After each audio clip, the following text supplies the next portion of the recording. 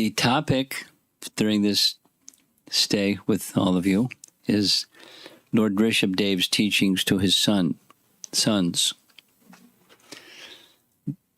Canto 5, if you want to look it up, 5.5.1. Canto 5, Chapter 5, Text 1, and we'll cover a few verses. Who is Ṛṣabhadeva?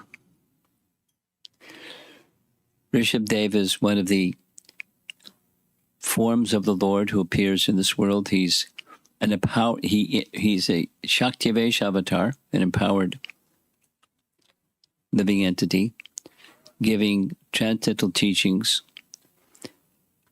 of bhakti, and the latter part of his life was pretty extreme in terms of detachment from this world. On the other hand, as a king, who was king of the world, he was very effective in ruling the world. How do you rule the world if you're one? How do you have one king for the whole world? You have to be very powerful and completely abide by Dharma, because Dharma sustains the person, and the king sustains people through their dharmic quality and capacities. And he had 100 sons. A very interesting thing about his 100 sons is his sons were not all Kshatriyas. There's a nice example that it's not by birth, but by quality. Not by janma, but by guna and karma, that one's position in society or their occupation, their varna, is to be understood. Many of his sons were kings. A number of other sons were brahmanas. And the third category is some of them were beyond the varnashram system. They were the topmost stage of spiritual perfection. We don't hear much about them till much later in the 11th canto. There's 9 sages, Navayogendras, and they're sons of Ṛṣabhadeva, and they make their appearance in the early chapters of the 11th canto. And they have powers like Narada. Narada travels with a veena. They don't even need a veena. They just travel wherever they want to travel and give transcendental knowledge. So that section in the 11th canto is King Nimis and his instructions, his yagya, and they appear because he's such a qualified person, and he asks many questions, and they give many transcendental teachings. That's a nice section of the Bhagavatam. So here is a father giving instructions to sons, and the spirit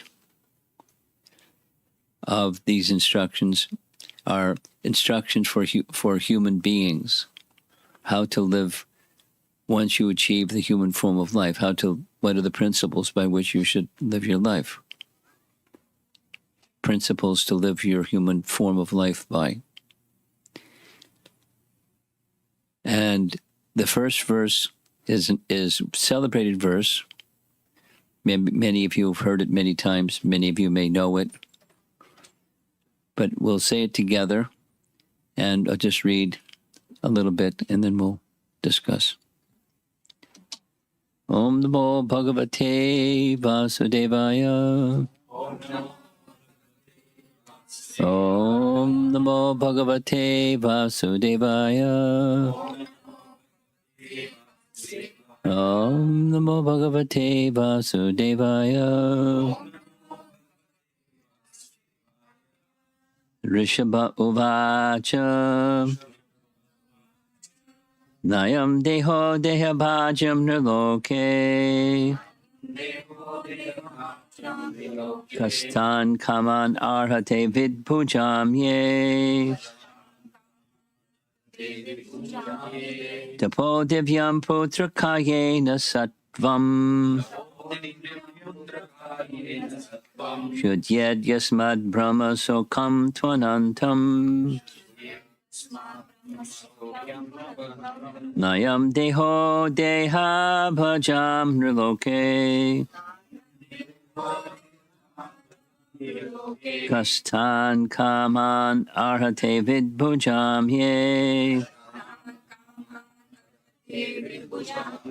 Tapo divyam putrakayena sattvam.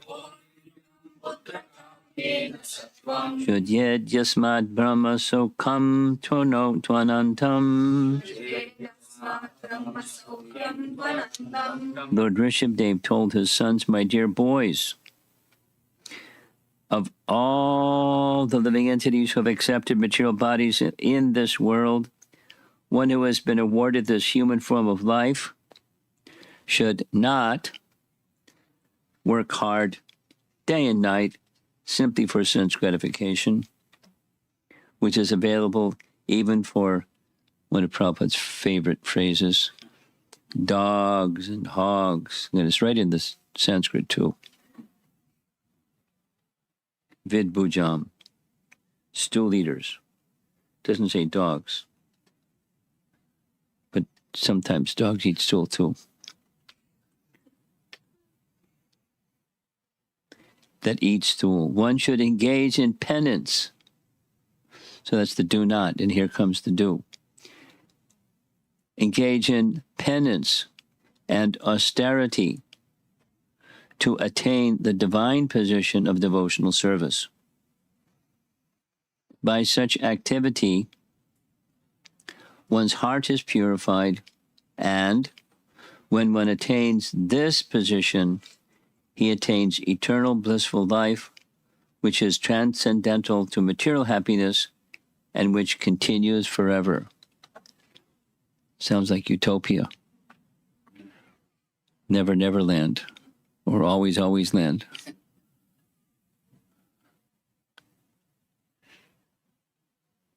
So just pause for a moment before reading the purport.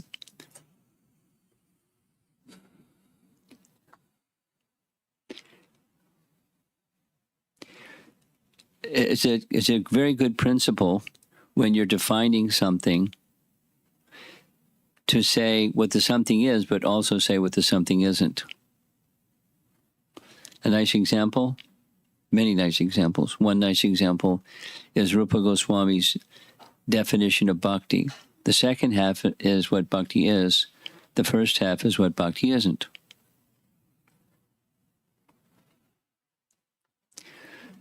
Supposing when Prabhupada first came to the West, he had a pair of kartals, and that's it. Didn't have money, didn't have followers, didn't have a drum. There's this nice recording of a class that Prabhupada gave, and in the beginning there was nothing.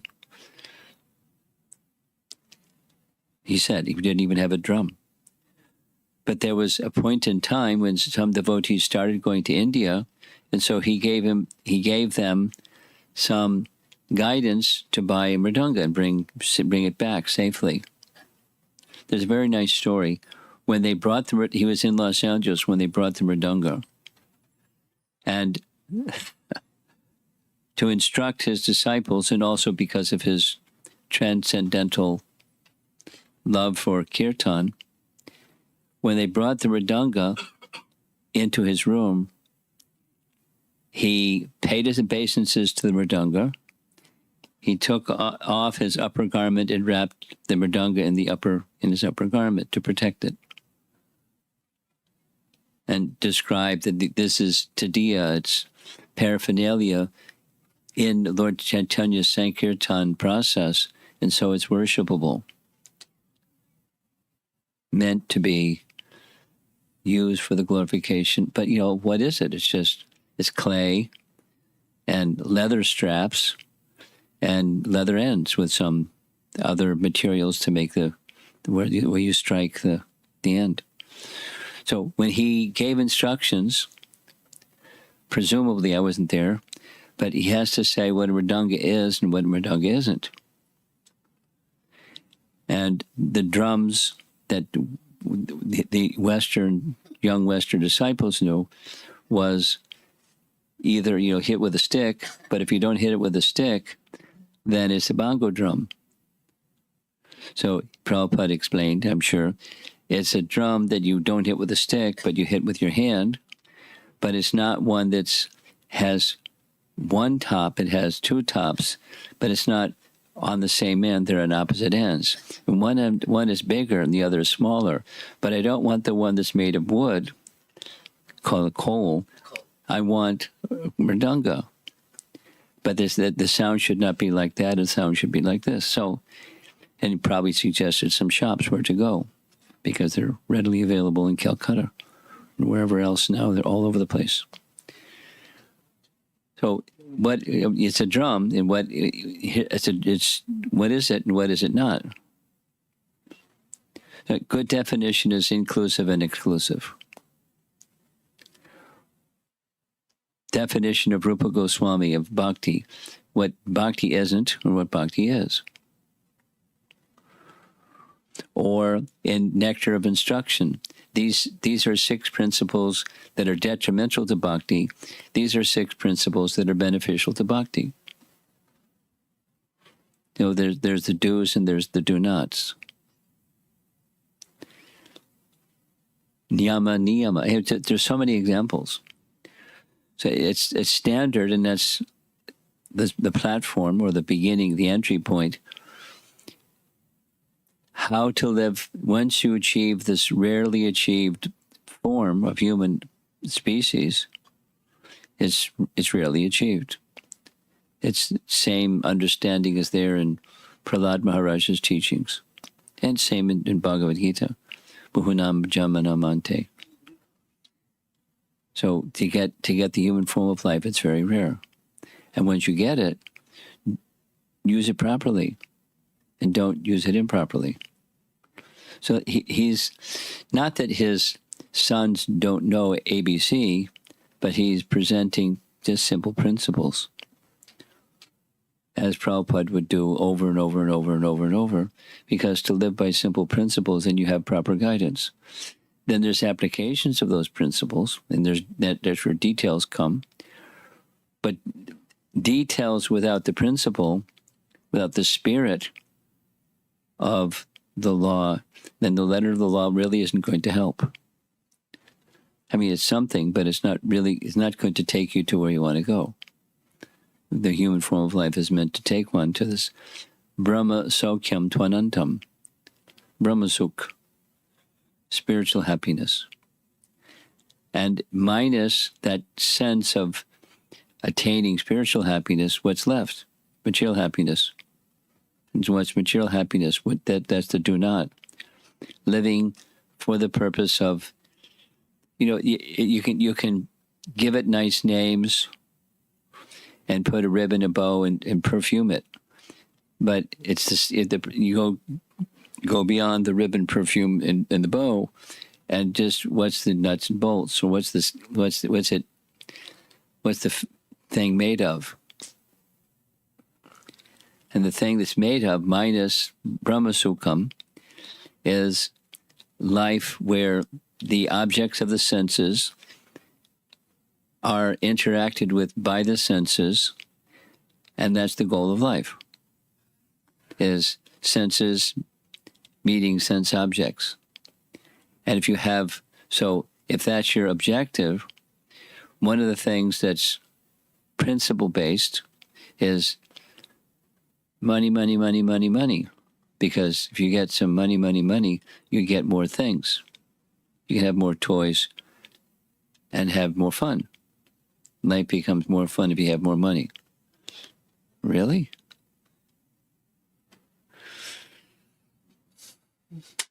It's not true.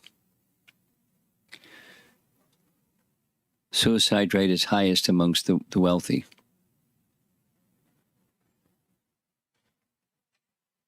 So anyway, so many other factors to illustrate. That's not what the standard of happiness is. So he's being very clear. The happiness of animal life, it's graphic. The stool eating, vid bujamye, stool eating, that's happiness. So don't live where the object of material senses meet material objects and call it happiness.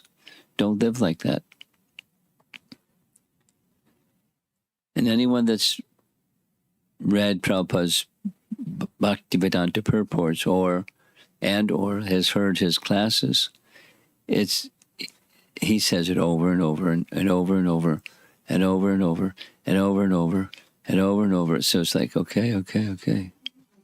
But there's a reason. The reason is we're attached. We're not attached to the sources of misery. Excuse me, we're not attached to misery, we're attached to the sources of misery. And senses meeting sense objects, that's material existence. And that's the birthplace of misery. Expectations that happiness is over there. I just have to get some of it.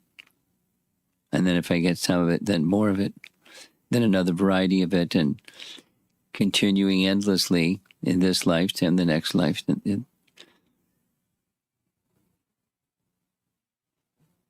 Without any real happiness. The classic, there's so many classics, looking for water in a desert, when by definition, a desert is a place where there isn't water. So you see something that looks like water. There is water, and in the desert there's no water. There is happiness, but in material existence there isn't happiness. So what one is chasing is the appearance of happiness. And we continue foolishly pursuing it. And without all the other embellishments. There's miseries along the way, and then you just shrug your shoulders, well, that's life, or when it actually hits, and then you flip.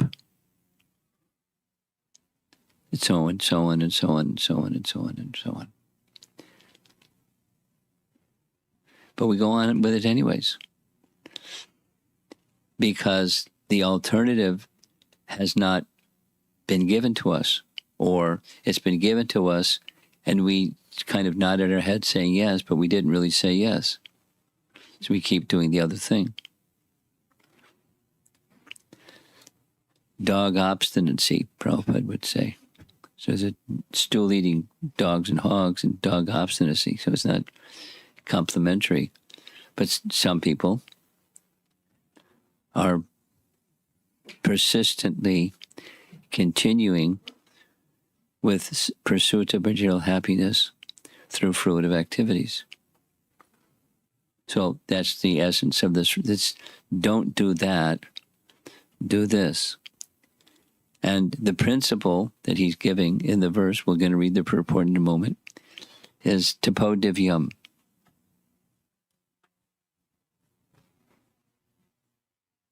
Not just tapa. Having a material body, go ahead. Live your life without tapa. There's no such thing.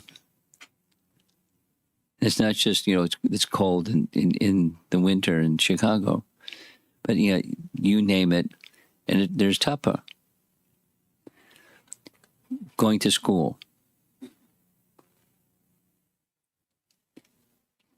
Tapa?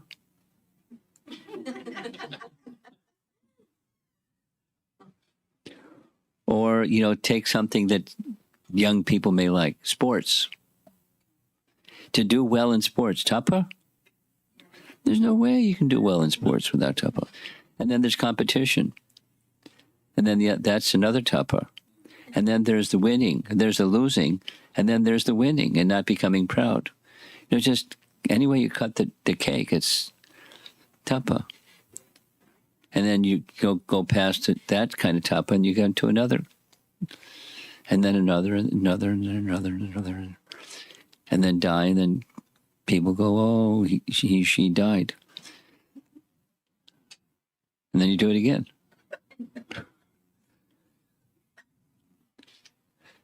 And you don't know where you're going.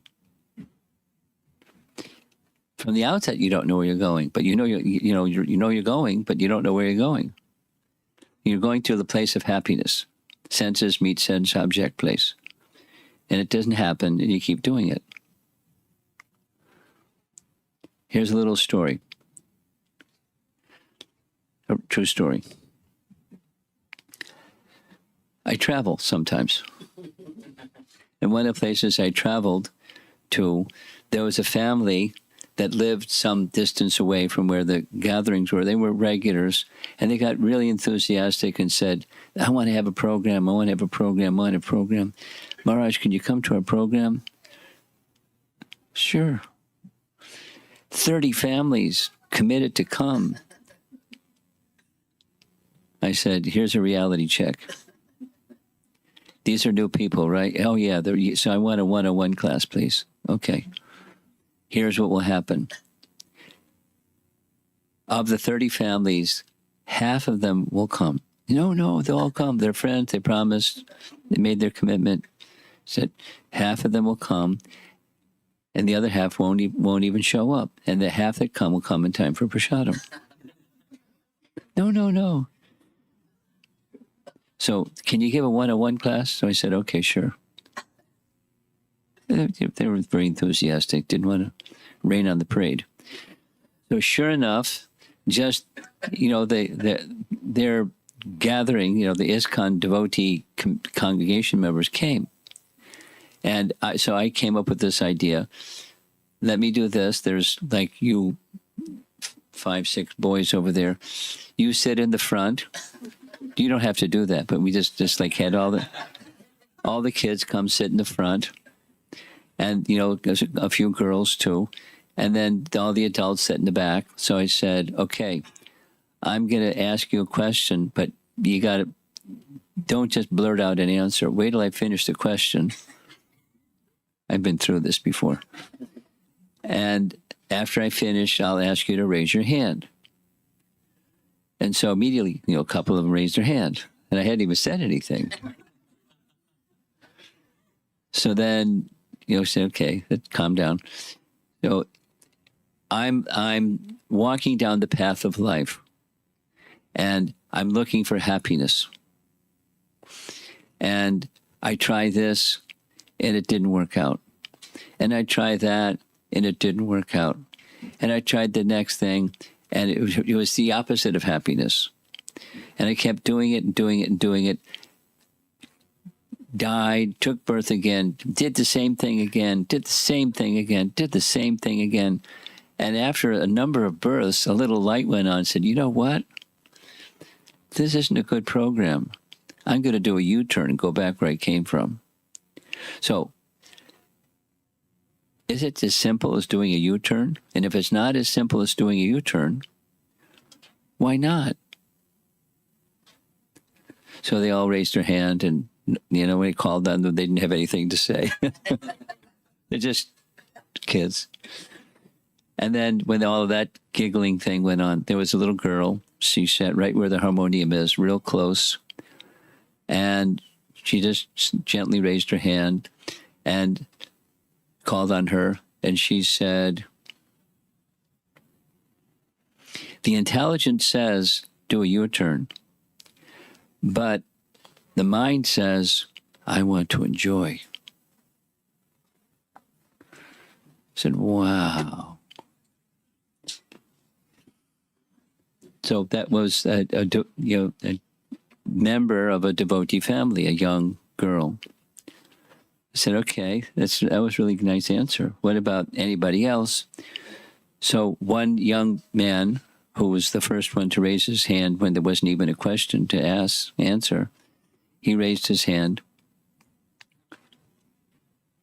And he said something like this. He said, I know it's good for me, but I'm really attached to my independence.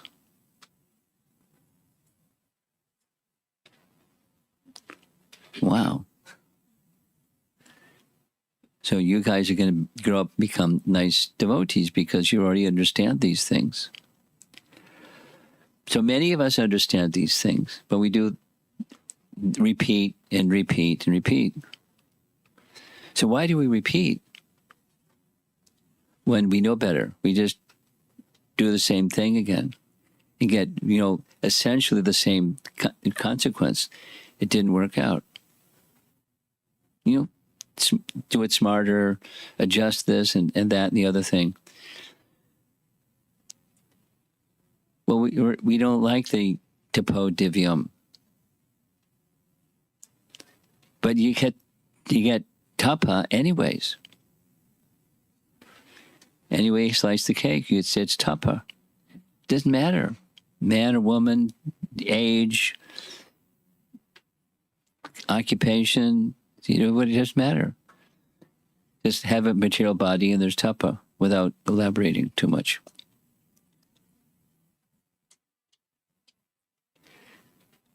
So what are some examples of tapo divyam?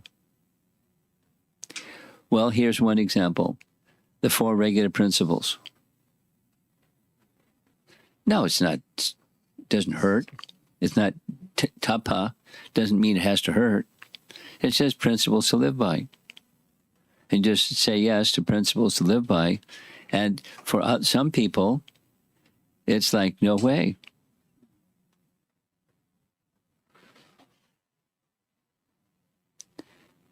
Just listening this morning, that's a couple mornings.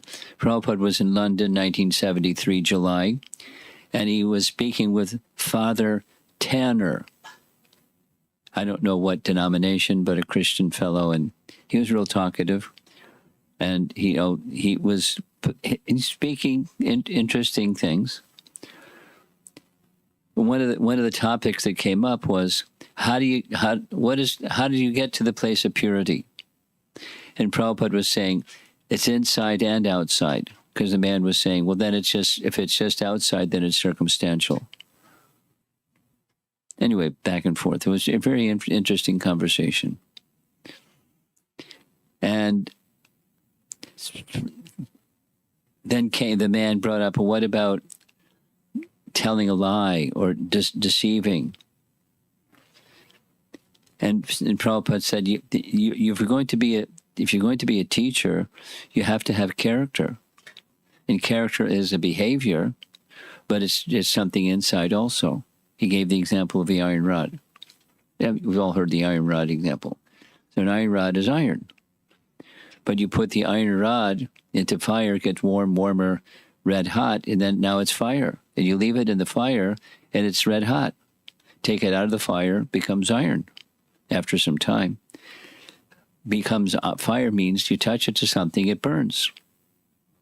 Go ahead, touch the red hot iron, see what happens. It burns. It's fire. So it's inside and outside. And then the conversation went to, Prabhupada turned to one of the devotees and said, I heard this, is it true that there's a hospital in America, didn't say what city, for people that have alcoholism problems, and there's some number, something like 5,000 or some big number of priests that are in the hospital for overcome alcoholism. So they shouldn't call themselves priests. So his question, the man was, Father Tanner was asking about hypocrisy and not telling the truth. So you have to live the life, and if you're not capable of living that life, then you should be the teacher. You shouldn't be anyway.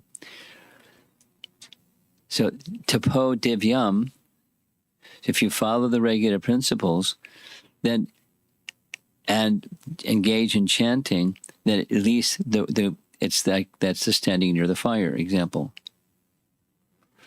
And you can make it warmer by offenseless chanting and chanting more and chanting purer, but it's a way to get warm. Stand near fire to get warm. But then, supposing somebody, Ekadasi, no, that's another tapa. Not so severe. Fast from beans and grains, minimum. Oh, it's not a big deal. And then but on Ekadasi, because what Scripture enjoins is, it's good to diminish body and increase spiritual. So some vrata, Ekadasi vrata, that aside from beans and grains, you may want to increase something and decrease something. But it's not just the mechanical, it's the purpose behind it. Not so long ago, we were observing the month of Damodar. There's a vrata for many, many devotees all over the world, offer a lamp and sing the Damodar Astakam. And that's a tapo divyam. It's not, it's fun. It's nice. But you can say, instead of doing the senses, sense objects, you're doing something that's for Lord Damodar. That's tapo divyam. And at the end of the month of Kartik comes Bhishma Panchaka. So I don't know if it happened here, or if you know where someplace it happened. I heard it was happening in certain places. I won't say where. And I just asked them, "What are you doing this?" Not with that tone. What's the purpose behind Bhishma Panchaka? And they said, because Guru Maharaj does it. And then others, scratch a little bit more. I want to lose weight.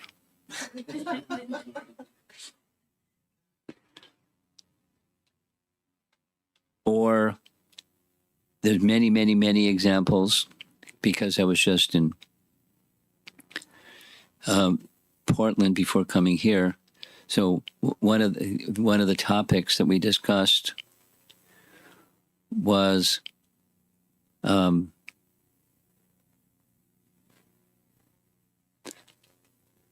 was the topic we discussed? I was thinking.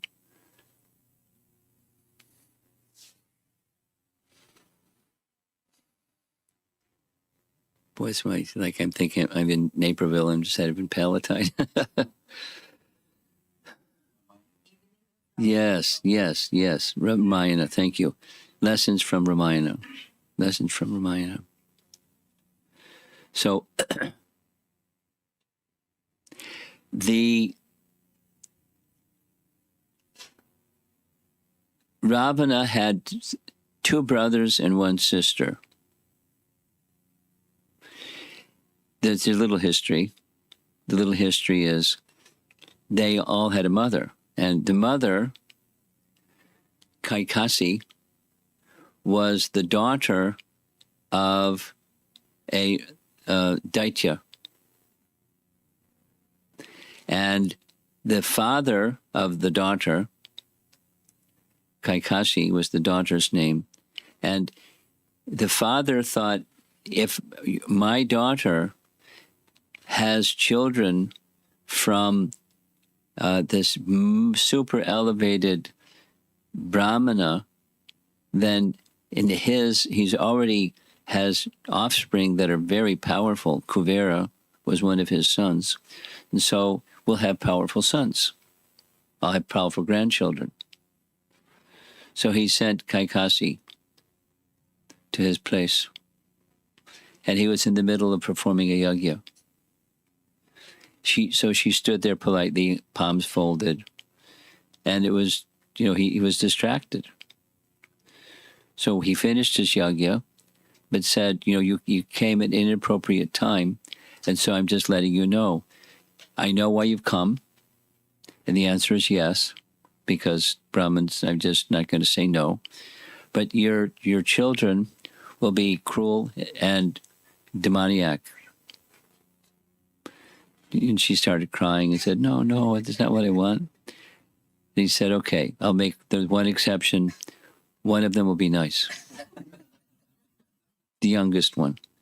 So that was Vibhishan. And one daughter, Shirpanaka, and Ravana and Kumbhakarna. So Ravana, they did tapa, severe, but their purpose was not topo. He wanted to conquer the three worlds. Kumbhakarna wanted sleep, and Vibhishan wanted to have a perfectly virtuous life. So they did tapa, they got benedictions, and that's what they asked for. The power to conquer the three worlds. So he became very austere. So one can engage in tapa for different reasons. Many ascetics, so many nice examples, and they want something material. And they may get that something material. So, or they may want to attain the heavenly realm, or something. So just doing tapa is not, even if it's Vedic tapa, aside from going to school or going to work so many hours a week and doing what you do for your maintaining your families. It's tapa. No, you can, anyway, just have a body and it's tapa. So then what's the purpose of the body? What's the purpose of life? Now we're going back to this first verse of Canto 5, Chapter 5, verse number 1. Human form of life is meant for tapodivyam. And so it's not just the austerity, it's the purpose behind it.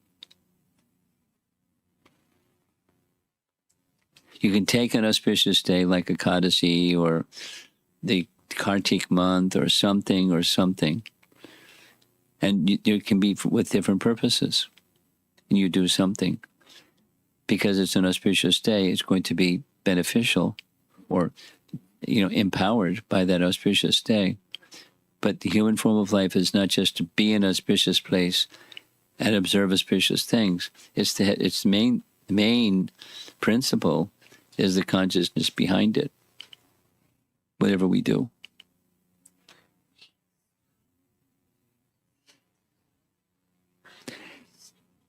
And that was kind of what this discussion between Father Tanner in London and Srila Prabhupada was saying. The initial stage, the intention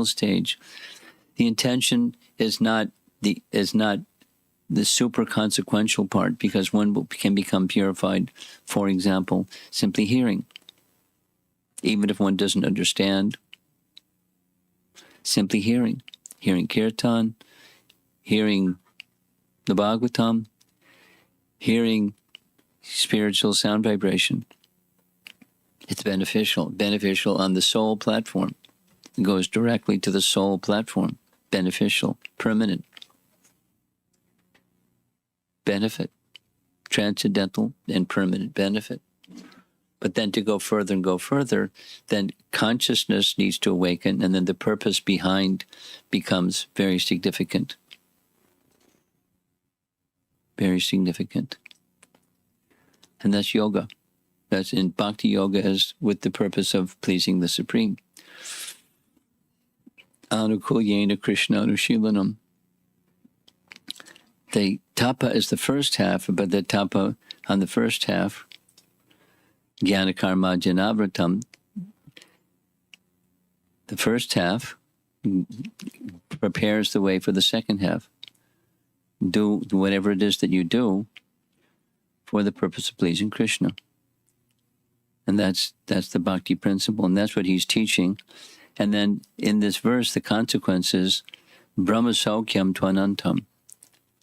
There's unending spiritual sukha.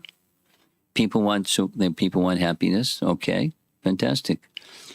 Go for the happiness that doesn't end. Is there such a thing? There is such a thing, but it's not on the material platform at all. Not available.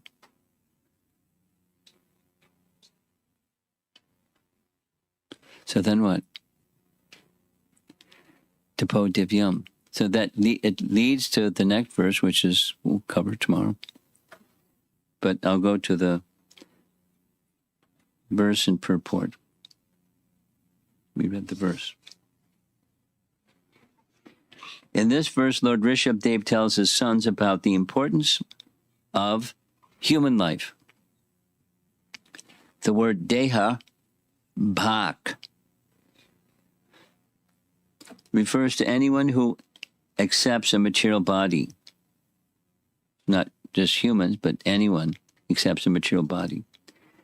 But the living entity who is awarded the human form must act differently from animals. Animals, like dogs and hogs, enjoy sense gratification by eating stool after undergoing severe hardships all day. Human beings are trying to enjoy themselves at night by eating, drinking, having sex, and sleeping. At the same time, they have to properly defend themselves. However, this is not human civilization. Human life means voluntarily practicing, no, this is a tough word, suffering.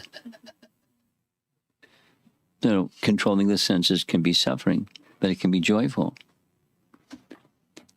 Do you know some people that really enjoy austerities? I know some people that really enjoy austerities. They enjoy it. It's not like, oh no, Ekadasi. Oh no, Janmashtami, got to fast all day.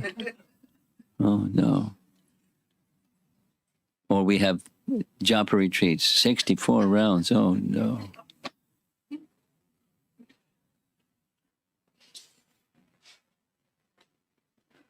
They enjoy.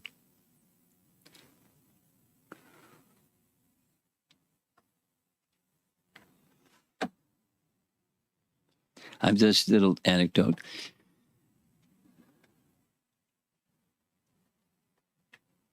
From here, I'm going to central New Jersey, if I can remember my schedule right. And the plan is in central New Jersey to have a japa retreat. And there's a co-presenter with me, and that's Shyamsundar, who's from Houston, Texas. And he just, he loves chanting. And he has a japa session that he does online. And he has people from all over the world joining. It starts his time, 2 a.m. every day. And every now and then he sends me screenshots of how many. There's like several hundred people online. They really like it. He has so much enthusiasm. And from time to time, he'll do a little marathon. Like he sent me something in the middle. I was in the middle of class and bing, text message, join if you can. We're doing a, 6 a.m. to 6 a.m. the next morning, Japa's marathon. And it wasn't like a holiday. It was just Shyamsundar. I don't know what it was.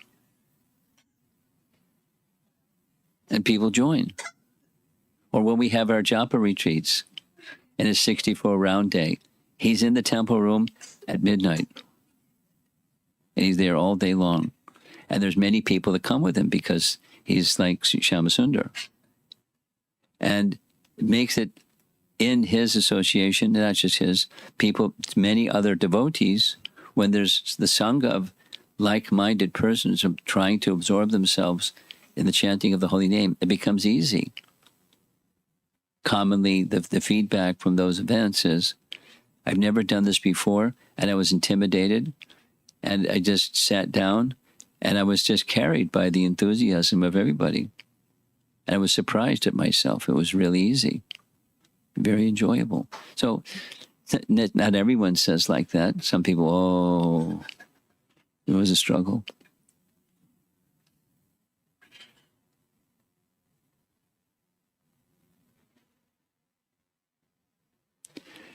The purpose behind the intention, so voluntarily engaging in austerity. So just to unpack a little bit, voluntary has the same root as volition. Volition has the same idea as free will. I choose. That's volition. So voluntary, and then there's the negative and the positive. The dialing down a little bit the noise of material affinity in the mind.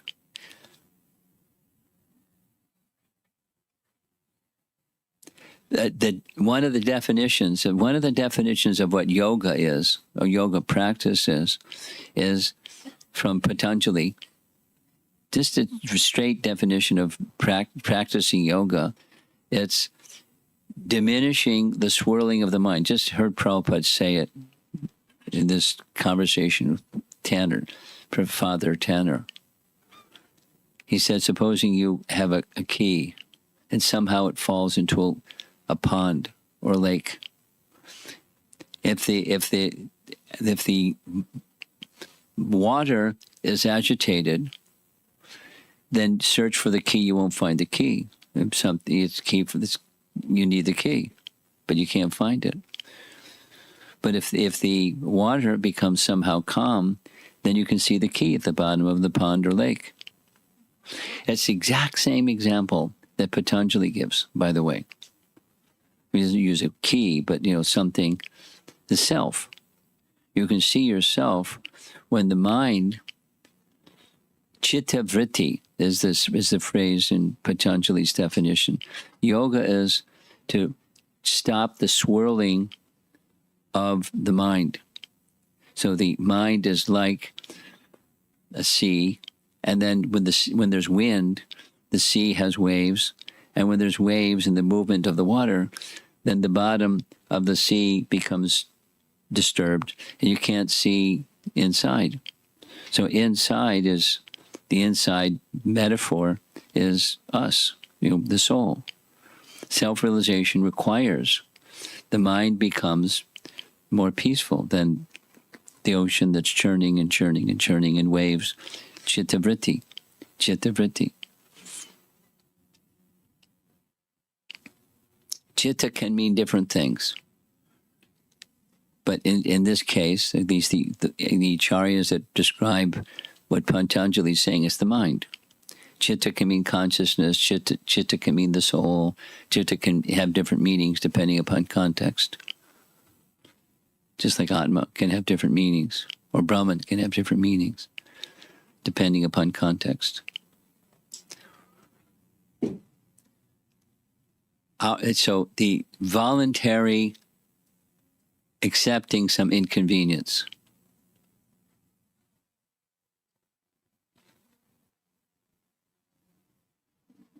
But not just so that it hurts. That's not the standard. It's so that there's no other purpose. So things that are standard, not concocted, things that are standard, recommended, in appropriate place, in appropriate time, in appropriate circumstance. And, it's something that's sustainable. And that's tapo divyam. And he's recommending in this verse, right in the verse, is engage in tapo divyam. Then don't do the other. Don't be like the hogs and dogs. Voluntary practicing suffering for the advancement of spiritual life. There is, of course, suffering in the lives of animals and plants, which are suffering due to their past misdeeds. However, human beings should voluntarily accept suffering in the form of austerities and penances in order to attain the divine life. After attaining the divine life, one can enjoy happiness eternally. After all, every living entity is trying to enjoy happiness. But as long as one is engaged in the material body, he has to suffer different kinds of misery. A higher sense is present in the human form. We should act according to superior advice in order to attain eternal happiness. And go back to Godhead paragraph. It is significant in this verse that the government and the natural guardian, the father, should educate subordinates and raise them to Krishna consciousness. Devoid of Krishna consciousness, every living being suffers in this cycle of birth and death perpetually. To relieve them from this bondage and enable them to become blissful and happy, bhakti yoga should be taught. A foolish civilization neglects to teach people how to rise to the platform of bhakti yoga. Without Krishna consciousness, a person is no better than a hog or dog. The instructions of Ṛṣabhadeva are very essential at the present moment. People are being educated and trained to work very hard for sense gratification, and there is no sublime aim in life. A man travels, boy, this is one of his favorite, to earn his livelihood, leaving home early in the morning, catching a local train, being picked up, packed in a compartment. He has to stand for an hour or two in order to reach his place of business. Then again, he takes a bus to get to the office. At the office, he works hard from 9 to 5. Then he takes 2 or 3 hours to return home. After eating, he has sex and goes to sleep. For all this hardship, his only happiness is a little sex. Yan maitunadi grihamedi sukami tuacham. Ṛṣabhadeva clearly states that human life is not meant for this kind of existence, which is enjoyed by dogs and hogs. Indeed, dogs and hogs do not have to work so hard for sex. A human being should try to live in a different way and should not try to imitate dogs and hogs. The alternative is mentioned. That's the second half.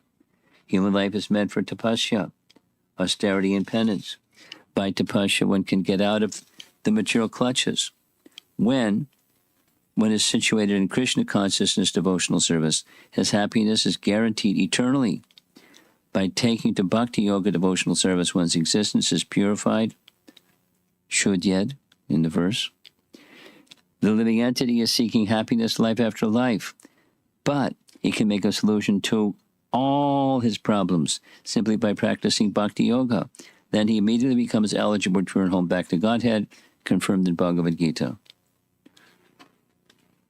So,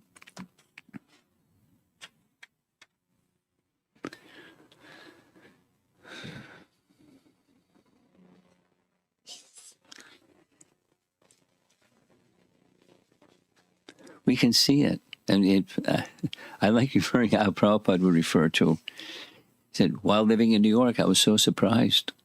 Coming in from Staten Island and Long Island, they ride a ferry, and then they have to take a train or take a bus to get to their place of work and work hard and go back and exhausted at the end of the day. And, so it's not like he's not advocating be lazy.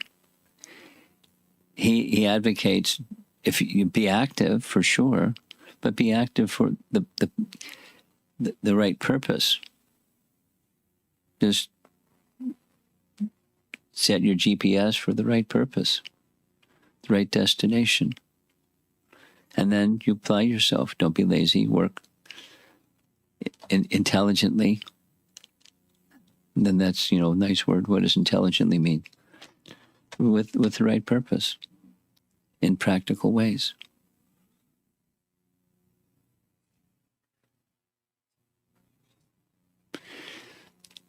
Its ancient teaching and its modern applicability is the same because the principle doesn't change. I picked this section because it's one of Prabhupada's favorite sections. He spoke on it so often. And he didn't mind admonishing, not exactly whacking with a stick, but admonishing persons, don't live your life like this. So it was like a loving father. He wasn't scolding otherwise, wasn't condemning, modern civilization. He wanted people to be happy, like a loving father wants the children to be happy. So one way to make them happy is just give them stuff. But that doesn't make people happy. Have stuff and be happy. That's not how it works. You have stuff and then you want more stuff. And that happiness doesn't come with the stuff or the more stuff. So then what do? You go nuts.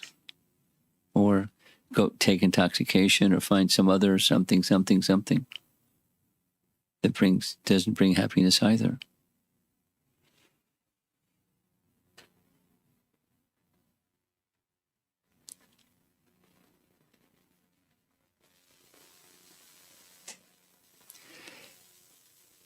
How to live this section, instructions how to live the human form of life. It's awarded after many repeated births in lower species coming again to the human form, and then it's rarely achieved, durlabam, rarely achieved, and then don't misuse it. So what's the proper use? Tapo divyam. Tapa is going to be there, so then direct the tapa for the divyam purpose. So he's now stating a principle, and living examples can show by their life example, but the next verses are also going to describe principles of how to do like this. Mahatsevam Dwaram Mahurva Muktes is the next verse.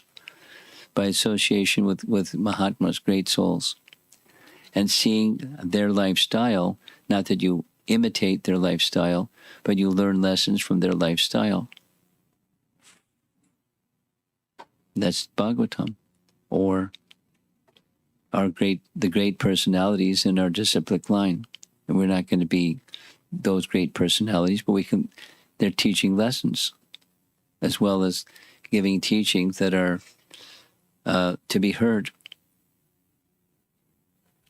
How to live, and how to progress, and how to go further and further and further, different steps of going further and further.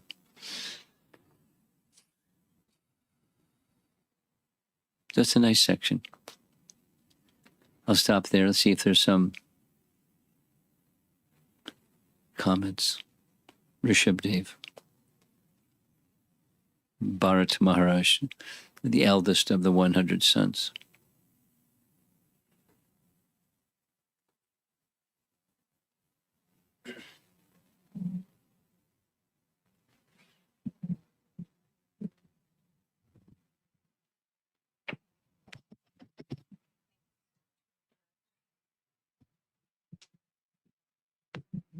On the point of attachment, my question is, many times, due to following this process, eyes open for seeing the attachment, but there is still some weakness that the attachment, I can see the attachment, and I can also realize what is good for me, but there is still some weakness that I'm just praying to Guru and Krishna that just one indication, and I will just leave this thing.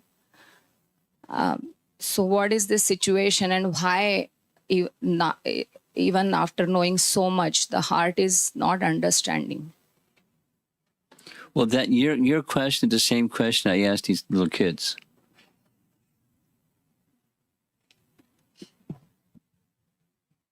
And say, they said it in very simple terms, and I could say in more sophisticated terms, but the simple terms makes it really clear. Intelligence says,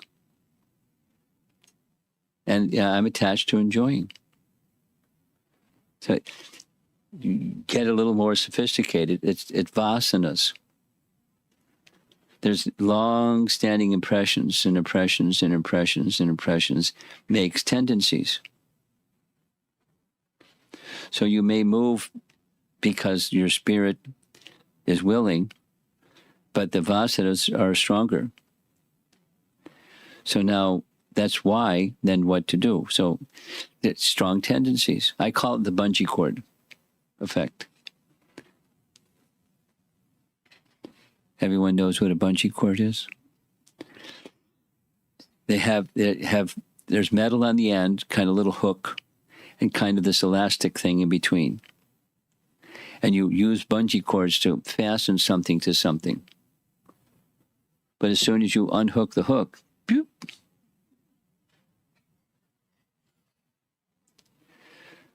So I may start going down the path of good intention, good instruction, some basic understanding. I'm going to do this. And as soon as that, it's like taking the iron rod out of fire.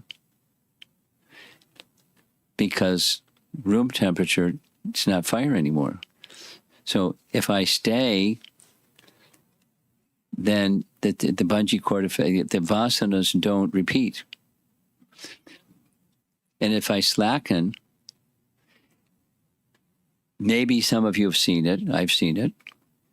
When someone starts to go down, what happens? The first thing that happens is the previous behavior patterns start to show again.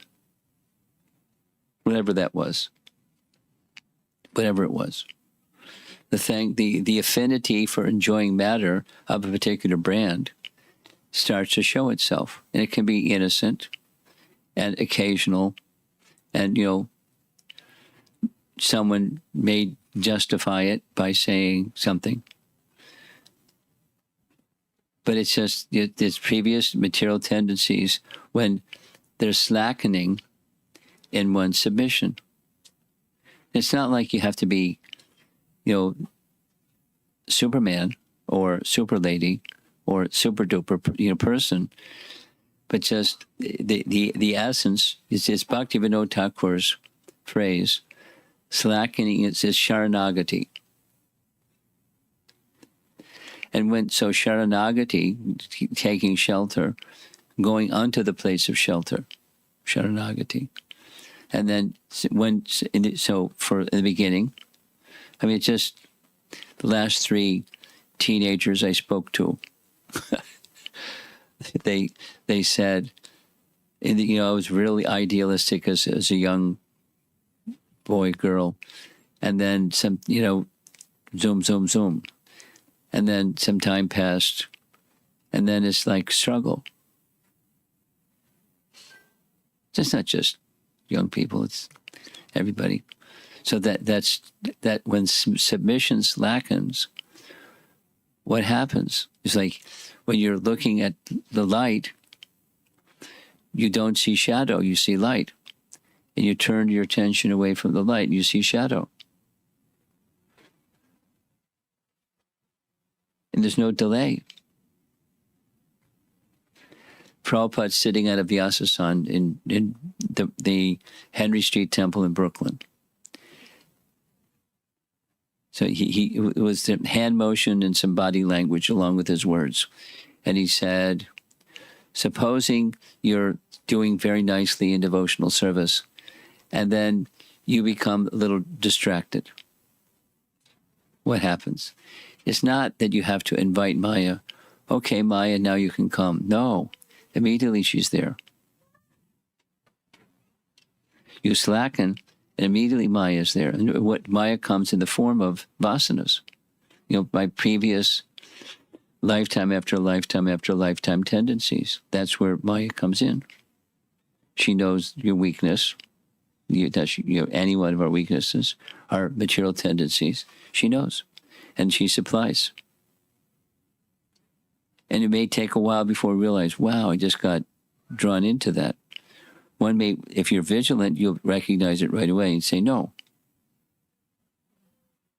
But supposing you don't right away recognize it and say no, because of an inclination to enjoy. So that's the weakness, is the free will, the volition, let me be in Krishna's service. Let my body, mind, and words be dedicated to Krishna's service. And it's a wonderful phrase and a wonderful way of life. But supposing that submission slackens, something else starts. You may take on a different color or shade or something, but generally speaking, the starting point is the same as one's previous activities because they're not completely gone. Residual effect is still there. That's checked by submission, and that submission means bhakti activities or activities done with the purpose of pleasing Krishna, bhakti activities. And so then you're protected. And when submission slackens, this other picks up, and before you know it, you're drowning again. Not necessarily, but it's easy. So it's just previous tendencies. And the weakness is submission, the unsteady bhakti. I call it the sine curve. It goes up, and then it goes down. And then it goes up, and then it goes down. And there are different degrees of up, and there are different degrees of down at different times.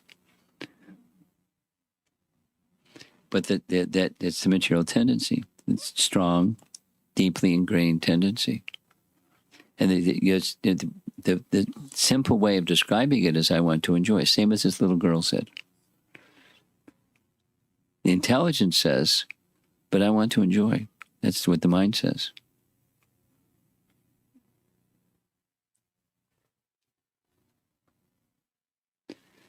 And in what way? Your previous tendency ways, or you may want to experiment and roll the dice and try something a little different. But it often will end up being like just a variation on the theme of what one has affinity for, whatever that is.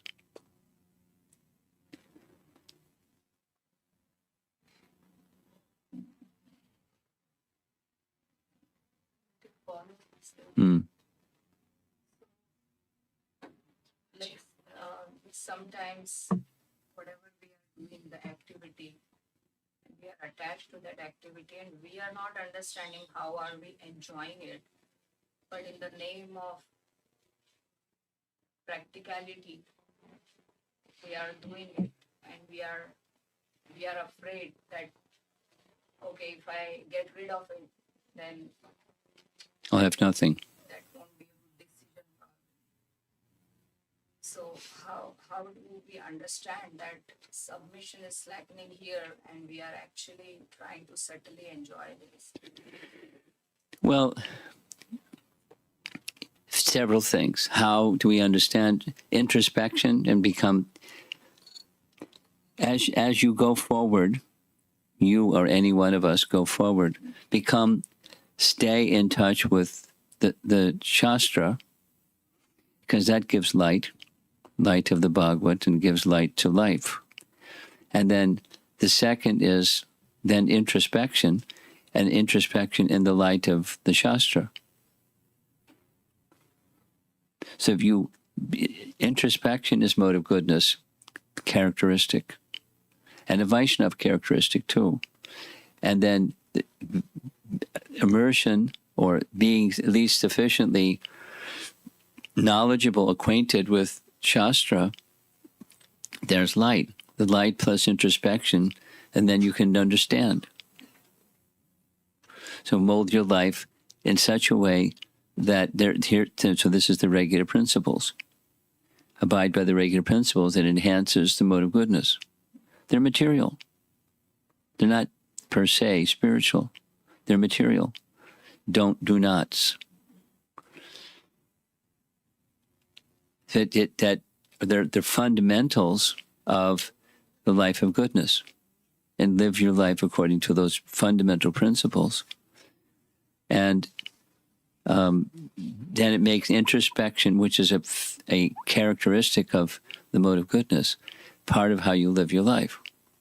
But then introspect not based upon some psychology book or something like that, but based upon Shastra. That's one. Then another is sadhusanga. Keep close association with those who are dedicated to move on the path of bhakti.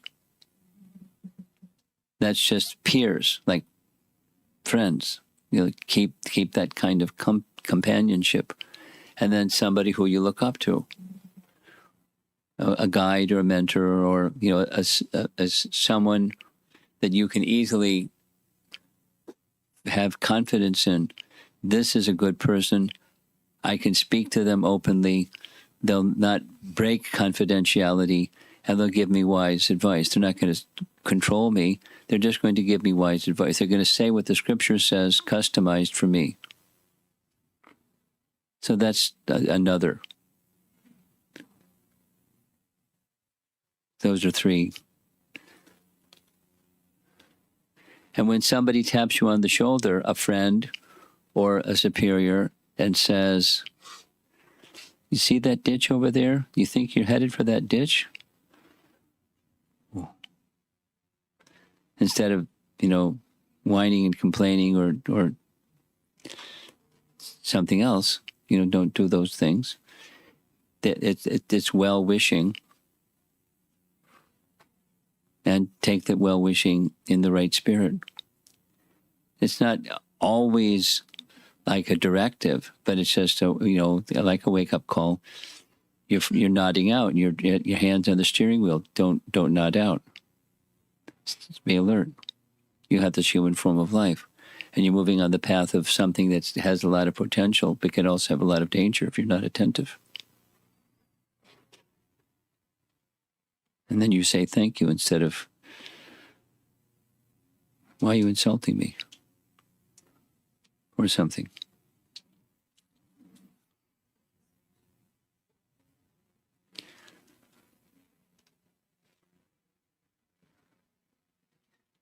Anything else?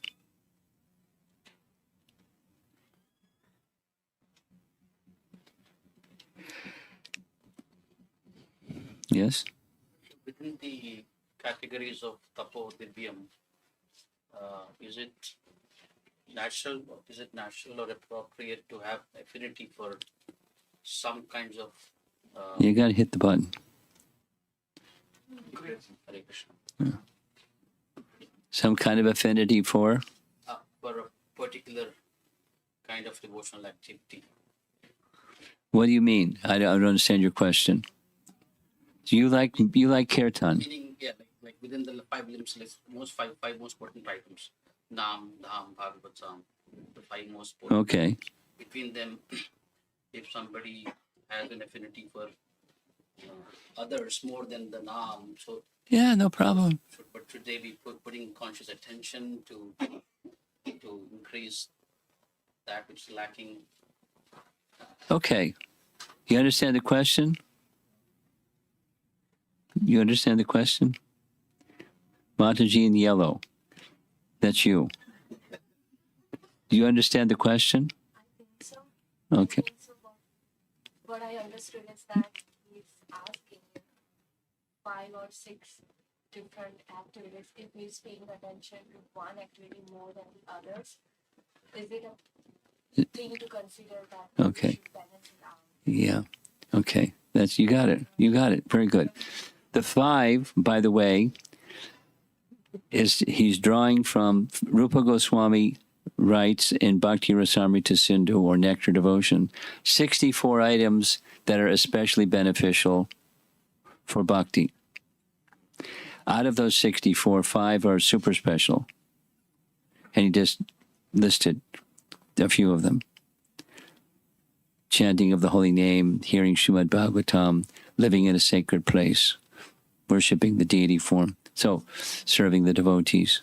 So one may have a liking, especially for one, but I have less appeal for some of the other ones. Should I try to balance it out? My understanding the application part of this is where you get strength, do a lot of that. And get strong. And then because you're introspective, you understand, here's an area where I'm not so strong. I mean, I like deity worship, but japa, I don't know. Or I like japa, but I don't like reading Bhagavatam so much. Or I like reading one of the classes. I can read Bhagavatam for hours. But then when it comes to physical austerity, I have a hard time with it. This is one question during. And some people may like just doing, being in service to the devotees, going to the kitchen and washing the pots, and I can do that, no problem. And so it's natural. According to Rupa Goswami, that's a stage of bhakti. That's good. So do it. Go to the pot room and wash pots. And now, they assign that has been done with the right purpose. That is, the heart becomes cleansed by cleaning Krishna's pots. Then I have my affinity for hearing has grown. And as my affinity for hearing grows, then I want to chant. So Shravanam, Kirtanam. And as that grows, I hear and I see and I appreciate the merit of deity worship. So borrow strength and apply it to areas where there's not so much strength, but keep doing things that are strong, and take strength where you know you need some strength. And gradually, because it's beneficial, but it's not like if it doesn't happen quickly, then you got a problem. That's not a problem. It's natural that some persons have more inclination in this and some more inclination in that, and some inclination in another thing. Some people like being in the kitchen. Fantastic. Lots of cooking is needed in Krishna consciousness. And by the way, read Srimad Bhagavatam. So get strength where you get strength. And take strength from that where you get strength and apply it in areas where it would be very beneficial for me to have strength, more strength over there and over there. So gradually.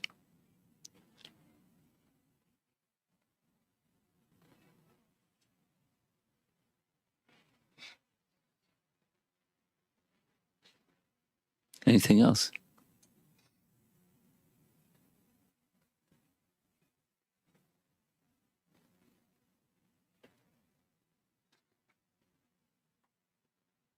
Online questions. Okay.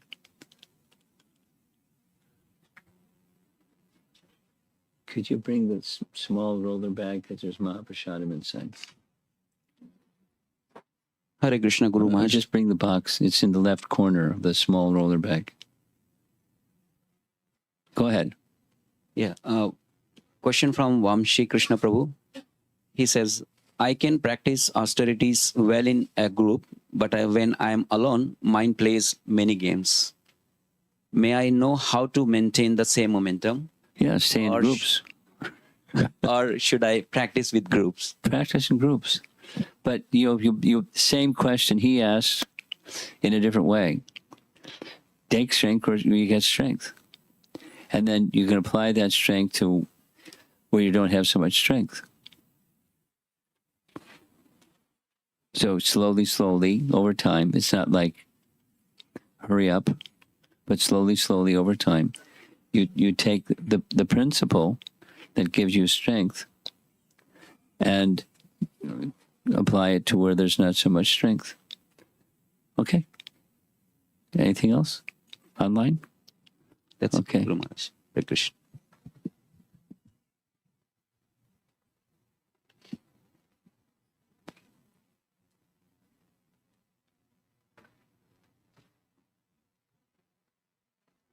Okay, looks like we're ready for Mahaprasadam. Thank you very much. Prabhupada Ki Jai.